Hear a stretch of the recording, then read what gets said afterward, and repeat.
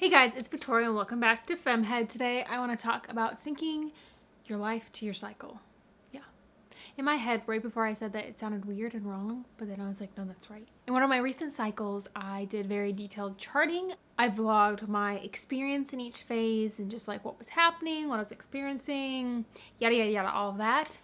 And it really inspired me to do a better job of trying to sync the two, if that makes sense. I'm very in tune with my body and my cycle, and I do a fairly good job at like listening to my body, slowing down when I need to, ramping things up when I can, but I've never tried to like sync work and life tasks to where I am in my cycle, if that makes sense. When you've been charting your cycle for a while, you're able to, within a few days, estimate where each phase of your cycle is going to fall for the upcoming cycle. And this way you can map your life out a bit more than just winging it to make things go a bit more smoothly.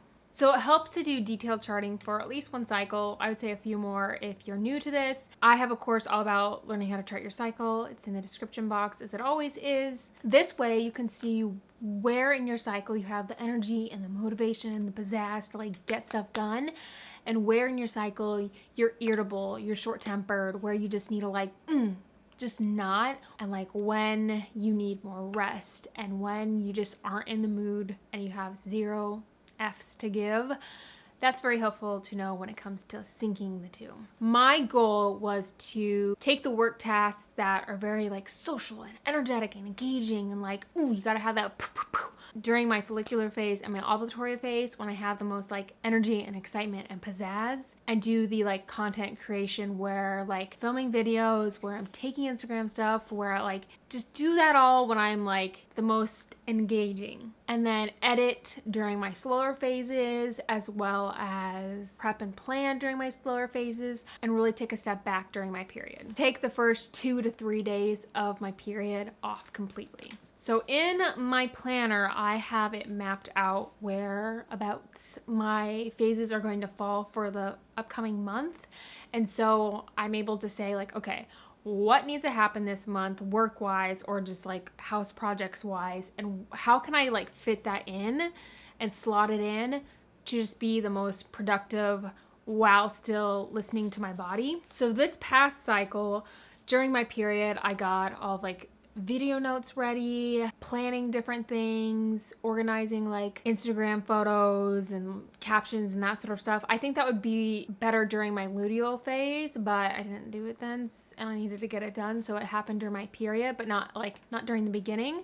And then that way I would be all ready to go during my follicular phase, which I'm in right now, entering into my ovulatory phase, to sit down and just like bust out the videos, bust out like taking a bunch of photos for Instagram, that sort of stuff. And then also I know if like anyone reaches out to me for like a podcast interview or a phone call or that sort of stuff, I can schedule it when I'm going to be my best version of myself for that particular task. The first day of my period has been a bit rough since having kids.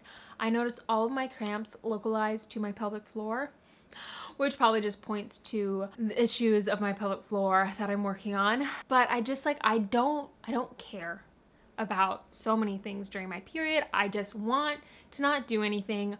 I don't have the energy. I don't have the care. I want to do the bare minimum, if that. I want to sleep in. I want to not clean. I want to not cook. I don't want to do any of it. And so this past period, I was just getting really frustrated, and I was just like, I think with the first day of my period, I cried twice, I screamed into a pillow once, like those sort of things. And I'm like, this is not healthy. This is not good. I mean, it's good to express your emotions, but I was like, there's got to be a better way. And then I was like, in a perfect world, I just like wouldn't have to do anything on the first day of my period. And I was like, Victoria, you have a bit more control over your days than some people, so you can make that happen.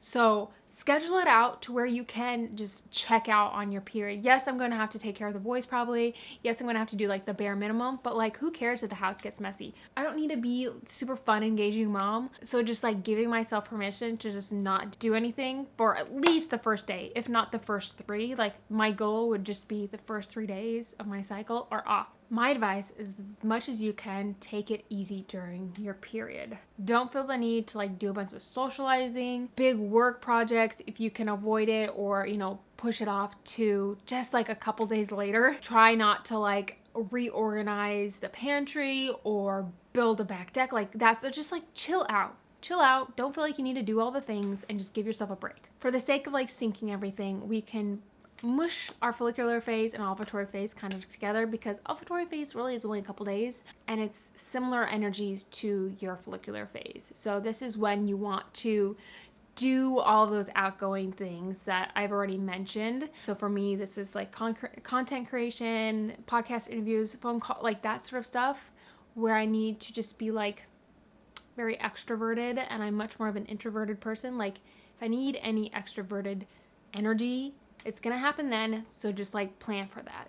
And also this is when I have the energy and the care to like take on house projects into like the start of my luteal phase as well. So I know that like I'm going to tackle them then, and so I can just take a break at the end of my cycle and beginning of my period. Then getting into our luteal phase, this is when like at the start of it, we still have pretty high energy and motivation, but it just slowly like dwindles and fizzles the closer we get to our period. And you have to listen to your body in this phase, and you don't want to push yourself too far. I mean, you don't want to push yourself too far in any phase, even if it's your super energetic, outgoing, like I could take out in the world phase. You don't want to push yourself too far. So we constantly need to be listening to our body, reevaluating and reassessing like where we're at and adjusting things accordingly. But anyways, our luteal phase is a good time to like plan and map things out. So if you're like coming up with like a content calendar for YouTube or Instagram, or like, I mean, that's very specific to my work, but we all have that sort of stuff. So if you're like planning things or mapping things out,